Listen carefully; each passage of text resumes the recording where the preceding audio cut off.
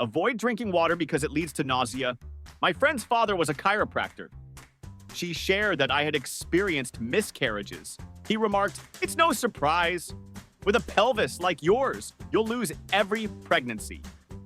That terrified me so much, and I guess I spoiled the party by bursting into tears and leaving, causing my friend to be upset with me.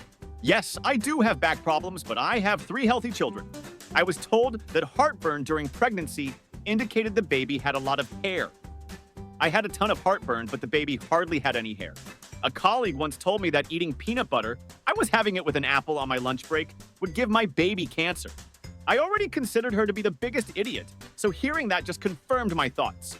Crossing my legs could cause a miscarriage. Avoid taking a bath, it will lead to a miscarriage. Lifting anything over 5 pounds could result in a miscarriage. Wearing tight clothing might lead to a miscarriage. Spicy food can cause a miscarriage. I worked in retail. A stranger told me that morning sickness and smell sensitivity weren't real while I was rushing to the bathroom to vomit. A different customer told me that my baby wasn't actually affecting my bladder. Another customer told me not to drink tap water, though I can't remember why, probably to avoid miscarriages. My cousin suggested that morning sickness was God's way of telling a woman she's not ready for a baby. I had an anterior placenta, so we couldn't feel kicks until after 30 weeks. My mom claimed there was no such thing and said we couldn't feel the kicks because I was overweight. In short, nearly everything causes miscarriages, and morning sickness is a myth. I'm the husband father, and a doctor told my 38 or 39-week pregnant wife that her condition was no excuse for not keeping me sexually satisfied. I don't even know why it was brought up. She was just having a routine checkup, and I wasn't even there. This was not her usual doctor, who was also pregnant. She was not at all happy with this advice. So here's the advice. Pregnancy doesn't mean you can't please your partner. Here's a gem. The lady at the counter in the village bakery suggested I smear semen on my face to combat pregnancy acne. It was the first time I had met her. Around the 7th month of pregnancy, I had severe itching all over. After a normal liver function test came back fine, a colleague suggested rubbing my husband's laundry on my skin as a remedy. No, I did not follow that advice.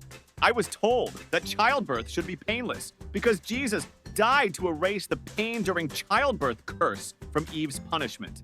If I experienced pain, it meant I didn't believe in Jesus' redemptive power. While pregnant with me, my mom was advised that drinking beer would help her baby grow chubby. I was born 5 weeks early and weighed just under 6 pounds. It could have been worse, though. Aside from being small and premature, I didn't have any fetal alcohol-related health problems.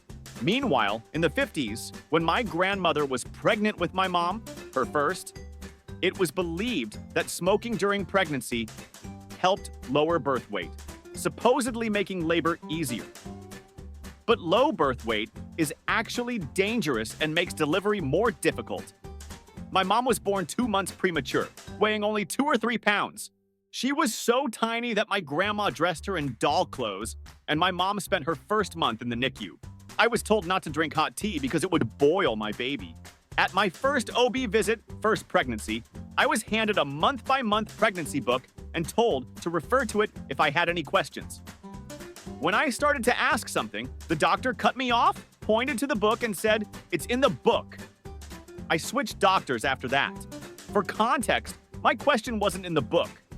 I was concerned about the possibility of having a premature baby. Both my brother and I were born premature, and my baby was, in fact, born 3.5 months early with numerous complications. Being a high-risk patient is far from fun, but now he's healthy. My mother-in-law said it was okay to drink mixed drinks. She then went on to tell me that my husband was a margarita baby. I now call him that whenever he gets on my nerves. Don't worry about the swelling and high blood pressure, it's normal. My midwife just days before I was induced for preeclampsia.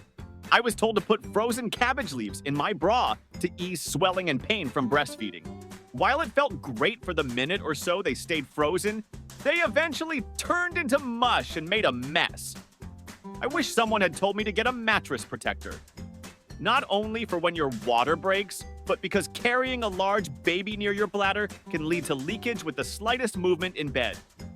When you're too exhausted after birth to put the baby on a changing table, you'll need that protection on your mattress. And when your baby's diaper comes off, be prepared for poop splatter.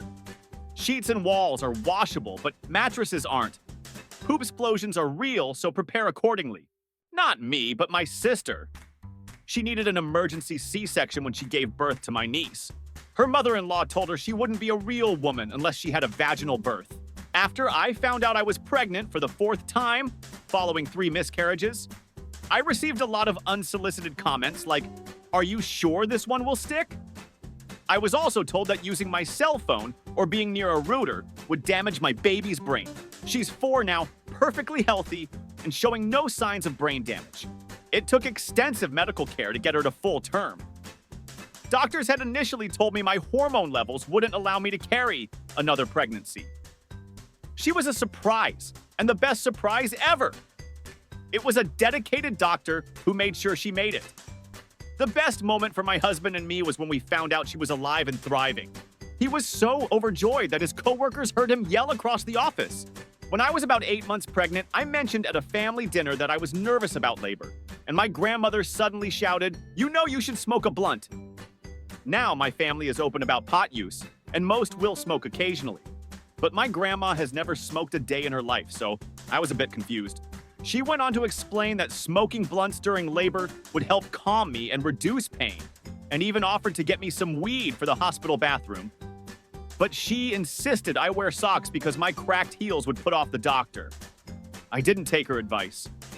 The doctor delivered my baby regardless of my cracked heels, and after giving birth, I made sure to take care of my feet. My father-in-law insisted that I had to deliver vaginally. He claimed that if I had a C-section, I wouldn't love my baby as much because I didn't go through the pain. First of all, the baby was comfortably positioned and wasn't turning, so there was no way I was going to risk a breech delivery. Secondly, a C-section is major surgery, and it's a painful recovery. You try being cut open while awake and then caring for a fussy newborn while healing. Third, do I really need to endure pain to love my child? Fourth, you don't even have a uterus, so zip it. I was told not to eat spicy food or stand under the moon. As someone pointed out in the comments, it's the full moon, not just any moon. This was a decade ago, and my memory isn't great. The spicy food idea comes from a superstition that it can give your baby a birthmark. I was told that if I tried hard enough and stretched a lot, I could have a vaginal birth. It seemed like a good plan, but after 30 hours of labor without dilating, I ended up needing an emergency C-section due to fetal distress. I guess I didn't try hard enough. When my mom was pregnant with me, she winced when I kicked her ribs, and my grandmother suggested, "Swat it so it'll know." She wanted my mom to spank me through her belly to stop me from kicking. After hearing this story, "Swat it so it'll know" became a common response whenever someone was complaining about something. I was told not to sit on stairs because it would cause a miscarriage. People can be crazy. According to my mother, anything could cause a miscarriage. Coffee, miscarriage. Tea, miscarriage. Too much meat, miscarriage. Not enough meat, miscarriage. Sewing, miscarriage. Paddling the school canoe, definitely a miscarriage. After 2 miscarriages, I finally had my daughter.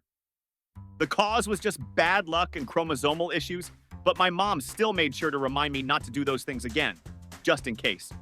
Thanks for the subtle blame, Mom.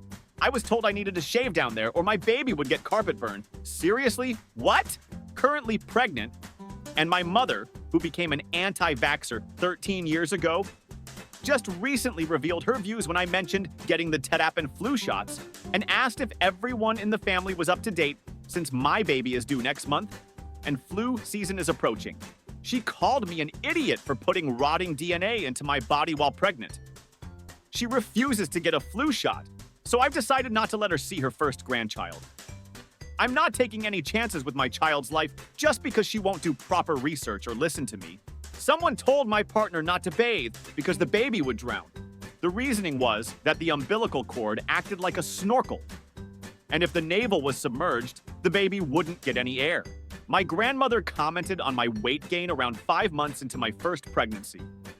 For context, I started out severely underweight at 87 pounds and was closely monitored by my doctor. By that point, I was nearing 125 pounds. When I mentioned that my OBGYN was happy with my progress, she shared advice from her own doctor in 1956. Smoke a pack of cigarettes a day to keep your weight down. The baby can gain weight after birth. When I found out I was pregnant, a nurse friend of mine decided to list off everything that could possibly go wrong with my baby. Another friend, when I started telling people I was pregnant after the first trimester, said, "It doesn't matter when you tell people. You could have a miscarriage at any point." They meant well, but honestly, guys, just stop. I was told not to raise my arms above my head, or the baby's umbilical cord would get tangled, causing the baby to die.